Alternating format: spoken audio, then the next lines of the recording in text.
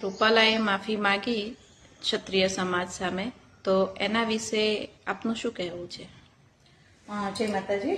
મારું નામ પ્રજ્ઞા બજાલા અને આપ કહો છો એમ કે પાછી રૂપાલાએ માફી માંગી છે, પણ આપના થ્રુ એ કહેવા માંગીશ કે રૂપાલા ગમે એટલી વાર માફી માંગશે, પણ આ જે બોલ્યા છે એ માફીને યોગ્ય છે જ નહીં. એટલે જ્યાં સુધી અમે રૂપાલાને ઘરે બેસાડી નહીં દઈએ, રાજકારણમાંથી હટાવી નહીં દઈએ, ત્યાં સુધી એને માફ કરવામાં તો નહીં જ આવે.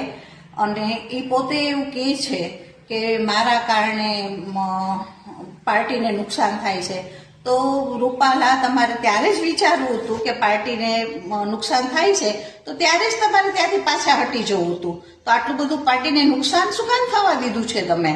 અને હજી તો નુકસાન ક્યારે એ તમને 4 જૂને દેખાશે કે કેટલું બધું નુકસાન થયું છે પાર્ટીને.